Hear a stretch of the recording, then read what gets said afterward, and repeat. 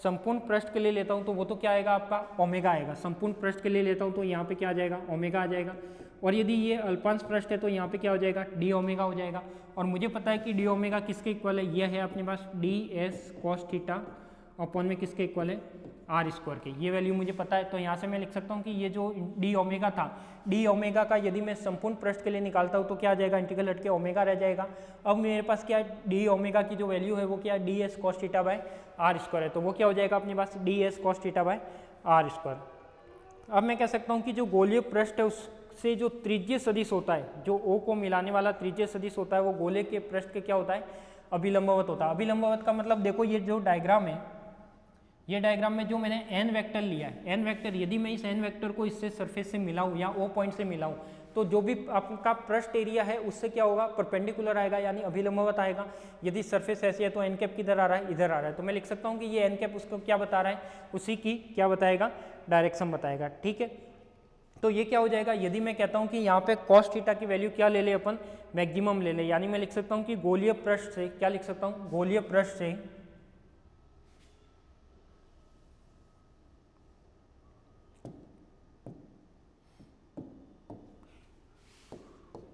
गोलीय पृष्ठ से ओ बिंदु पर जो त्रिज्यीय सदिश होता है वो पृष्ठ के अभिलंबवत होता है। क्या होता है पृष्ठ के अभिलंबवत होता है। और जब मैं मानता हूँ कि अभिलंबवत होगा, अभिलंबवत होने का मतलब है अपने पास जो वैल्यू आनी चाहिए कॉस थीटा मैक्सिमम क्या हो जाना चाहिए 1, तो यहाँ पे जो कॉस थीटा की जो मैक्सिमम वैल्यू होती है वो क्या होती है 1 होता है।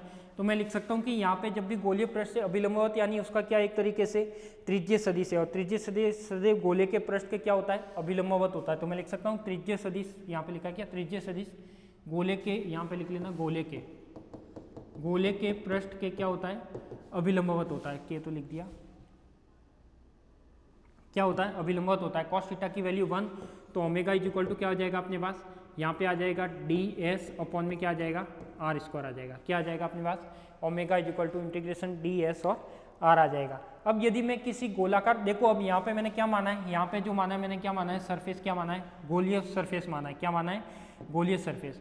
तो जब मैं गोलीय सरफेस की बात करता हूँ तो ये जो इंटीग्रल होता है क्या होता है आपके पास, जो ये इंटीग्रल होता है यानी इंटीग्रल जो डी एस है वो किसके इक्वल होता है। तो ये आपको पता होगा कि जब डी एस की बात करते हैं तो वो किसके इक्वल होता है अपने पास 4 पाई के क्या होता है इक्वल होता है। किसके इक्वल होता है अपने पास 4 पाई आर स्क्वायर के इक्वल होता है। आपने देखा होगा कि जब भी अपन कोई भी गोलीय सरफेस के लिए इलेक्ट्रिक फील्ड निकालते हैं तो वो क्या लेते हैं अपन 4 पाई आर स्क्वायर उसका सरफेस एरिया लेते हैं इंटीग्रल के फॉर्म में। तो ये क्या आ जाएगा अपने पास 4 पाई आर स्क्वायर, तो इसको मैं लिख सकता हूँ कि ओमेगा इज इक्वल टू क्या हो जाएगा 4 पाई आर स्क्वायर अपॉन में क्या हो जाएगा आर स्क्वायर। तो आर स्क्वायर से आर स्क्वायर कैंसिल आउट हो जाएगा। तो यहाँ पे मैं लिख सकता हूँ कि जो ओमेगा की वैल्यू आएगी वो क्या आएगी, तो ओमेगा की वैल्यू क्या आएगी 4 पाई आएगी। किसके लिए आएगी, तो ओमेगा की वैल्यू 4 पाई किसके लिए आएगी ओनली फॉर गोलाकार पृष्ठ के लिए। गोलाकार पृष्ठ के लिए घन कोण का मान,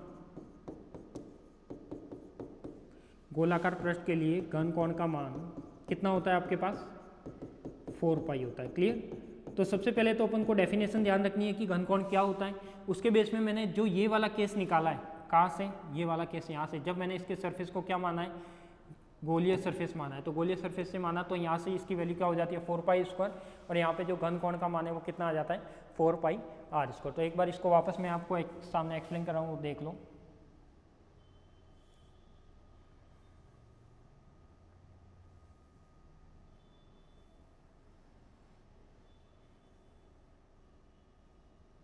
देखो अपन यहाँ पे सॉलिड एंगल की बात कर रहे थे। अब मुझे पता है कि फर्स्ट पॉइंट तो क्या था कि किसी बिंदु पर, किसी पृष्ठ के द्वारा किसी बिंदु पर बनाया गया कोण है वो घन कोण होता है, बिल्कुल वही होता है। तो वो अपन ने डायग्राम बना के भी देख लिया कि वो घन कोण कैसे होता है। तो मैंने देख लिया कि किसी भी पृष्ठ के द्वारा कोई भी सरफेस होना चाहिए, उससे किसी बिंदु पर बनाया गया कोण ही क्या कहलाता है घन कोण कहलाता है। अब ये क्यों यूज में लेते हैं, यदि मेरे पास कोई घन कोण 4 पाई आ गया तो मुझे पता लग जाएगा कि जो मैं जिस वस्तु को देखना चाह रहा हूँ या जो वस्तु मेरे से दूर है, जो दिखाई नहीं दे रही है, वो कैसे आकार की है गोलाकार आकार की है। क्यों, क्योंकि उसका मान डी ओमेगा क्या आया है या ओमेगा क्या है 4 पाई आया है। तो मैं लिख सकता हूँ कि ये क्यों यूज लिया जाता है, दूर की वस्तु कैसे दिखाई देगी उसका पता लगाने के लिए घन कोण का यूज लिया जाता है। ठीक है, इसको डी ओमेगा से क्या करते हैं, व्यक्त करते हैं। तो ये मुझे पता है कि डी ओमेगा से व्यक्त करते हैं। यदि कोई अल्पांश है तो डी ओमेगा, यदि कोई संपूर्ण पृष्ठ है तो वो क्या हो जाएगा, ओनली 4 ओमेगा। फिर मैं लिख सकता हूँ इसकी जो इकाई होती है वो क्या होती है अपने पास, स्टेरेडियन होती है। वो क्या होती है अपने पास, स्टेरेडियन होती है। तो मैं लिख सकता हूँ कि जो इसकी इकाई है वो क्या अपने पास स्टेरेडियन है, जिसको मैं एस आर से भी लिखता हूँ। ये क्या है, विमाहीन राशि है, यानी इसकी कोई विमा नहीं होती, कोई डायमेंशन नहीं होती। हर चीज़ फिजिकल क्वांटिटी की डायमेंशन होती है, बट ये क्या अपने पास विमाहीन राशि है। फिर यदि मैं बात करता हूँ किसकी, इसके कुछ मैथमेटिकल एक्सप्रेशन की, तो मैथमेटिकल एक्सप्रेशन के लिए मैंने क्या माना कि जो सॉलिड एंगल का कंसेप्ट है, सॉलिड एंगल का कंसेप्ट बनता कैसे है, तो उसके लिए मैंने एक डायग्राम बनाया है। कोई बंद पृष्ठ लिया है, ये कि अपने पास कोई पृष्ठ है, उस पृष्ठ से किसी ओ बिंदु पर बनने वाला जो कोण होगा वो क्या होगा, घन कोण होगा। तो वो क्या हो जाएगा अपने पास, जो ये डी ओमेगा है वो क्या अपना घन कोण है। इस पृष्ठ से इस बिंदु की दूरी है वो कितनी है, आर है। तो मैं लिख सकता हूँ कि जो घन कोण की वैल्यू आएगी d omega is equal to, जो बनने वाला एंगल है वो डी ओमेगा किसके इक्वल होगा, d S cos theta upon में क्या हो जाएगा, आर स्क्वायर। और मुझे पता है कि डी एस कॉस थीटा किसके इक्वल है, एन कैप डी एस के इक्वल है। किसके इक्वल है, एन कैप डी एस के। तो ये अपने पास डी एस क्या है, यहाँ पे वेक्टर है। तो मैं लिख सकता हूँ कि जो n cap dot d s vector है, तो यहाँ से मैं ये भी लिख सकता हूँ कि डी ओमेगा इक्वल टू क्या आएगा, n cap dot d s upon में आर स्क्वायर आ जाएगा। फिर मैंने लिखा है कि किसी पृष्ठ के द्वारा किसी बिंदु पर बनाया गया कोण है, यदि संपूर्ण पृष्ठ के लिए बात करते हैं, किसके लिए, संपूर्ण पृष्ठ के लिए। तो संपूर्ण पृष्ठ के लिए डी ओमेगा का मैं इंटीग्रल करूंगा तो क्या मिलेगा अपन को, ओमेगा मिलेगा। जब ओमेगा मिलेगा तो यहाँ पे क्या आ जाएगा, इंटीग्रल वाली टर्म यूज हो जाएगी। तो यहाँ पे यदि मैं संपूर्ण पृष्ठ के लिए बात करता हूँ तो ये क्या हो जाएगा अपने पास, डी ओमेगा हो जाएगा इंटीग्रल। और यहाँ पे मुझे पता है कि डी ओमेगा की वैल्यू क्या है, D S cos theta by are square है। तो वो क्या हो जाएगा, d S cos theta by are square. अब यदि मैंने यहाँ पे केस लगाया, केस किया कि यदि मेरे पास जो भी सरफेस एरिया है, जो भी एरिया था, जो भी पथ था, वो कैसा है, गोलाकार है। कैसा है, गोलाकार है, गोले के आकार का है। तो मैं लिख सकता हूँ कि उसका जो त्रिज्यीय सदिश होगा वो कैसा होना चाहिए, एक तरीके से अभिलंबवत होना चाहिए। और अभिलंबवत होगा तो मुझे पता है कि इसकी वैल्यू एक तरीके से कॉस थीटा की वैल्यू क्या आ जानी चाहिए अपने पास, 1 आ जानी चाहिए। क्या हो जानी चाहिए अपने पास, 1 आ जानी चाहिए। तो मैं लिख सकता हूँ कि यहाँ पे इसकी वैल्यू क्या आ जाएगी, मैक्सिमम, यानी डी एस कॉस थीटा क्या बनेगा अपना, मैक्सिमम बनना चाहिए। यदि ये मैक्सिमम बनेगा तो ओमेगा इज इक्वल टू क्या आ जाएगा, डी एस बाय आर। और d S is equal to क्या होता है, गोलाकार पृष्ठ के लिए वो होता है अपने पास 4 पाई आर स्क्वायर। तो ये क्या हो जाएगा अपने पास, D S is equal to 4 pi R square. तो ये हो जाएगा ओमेगा, और ओमेगा की वैल्यू क्या हो जाएगी, 4 पाई आर स्क्वायर। यानी मैं लिख सकता हूँ कि यहाँ पे इंपोर्टेंट नोट लगा के कि गोलाकार पृष्ठ के लिए यदि कोई आपके पास गोलाकार पृष्ठ है तो उसके जो घन कोण का मान है वो हमेशा अपन कितना लेंगे, 4 पाई लेंगे। कितना लेंगे, 4 पाई लेंगे। ठीक है, तो इसीलिए मैंने जो आपके पास जो पीछे डेरिवेशन किया था जिसमें गाउस नियम की व्युत्पत्ति की थी, गाउस डाइवर्जेंस थ्योरम के बेस पे, तो गाउस नियम की व्युत्पत्ति की थी इनवर्स स्क्वायर लॉ की फॉर्म में। तो वहाँ से मैंने देखा था कि जो घन कोण की वैल्यू ली है वो क्या लिए, डी 4 पाई लिए। तो 4 पाई कहाँ से लिया था, यहीं से लिया था, जब 4 पाई से 4 पाई कट के वहाँ पे क्या आया था, क्यू ओपन में एप्सिलॉन नॉट आया था। तो यहाँ पे यदि गोलाकार पृष्ठ है जब ये हो जाएगा।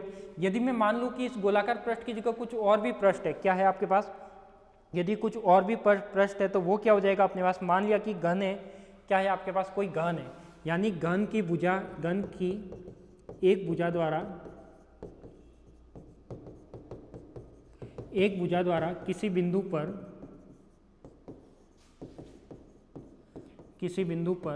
बनाया गया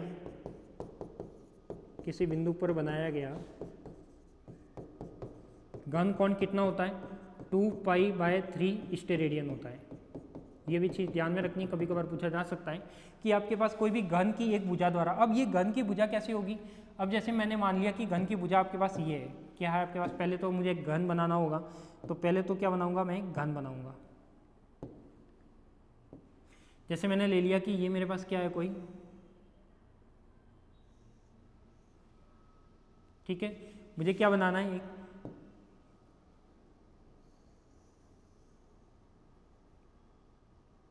क्या बनाना है, मुझे कोई क्यूब बनाना है। ठीक है, ये मैंने क्या ले लिया, यहाँ पे क्यूब ले लिया। तो क्यूब ले लिया तो यहाँ पे क्या आ जाएगा अपने पास, ये सारी भुजाएं जुड़ जाएगी, ये अपना क्या बन जाएगा, एक क्यूब बन जाएगा। ठीक है, अब यदि मैं कहता हूँ कि मैंने एक पॉइंट ले लिया, एक पॉइंट कौन सा लिया, ये वाला पॉइंट, ये मैंने क्या ले लिया, कोई ओ पॉइंट ले लिया।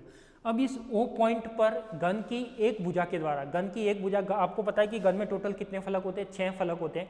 घन की एक भुजा का मतलब है मेरे पास एक सरफेस क्या लेना है, मुझे एक पृष्ठ लेना है। तो एक पृष्ठ मान लिया कि मेरे पास A B C सी और डी, ये आपका क्या क्या है, कोई एक पृष्ठ है।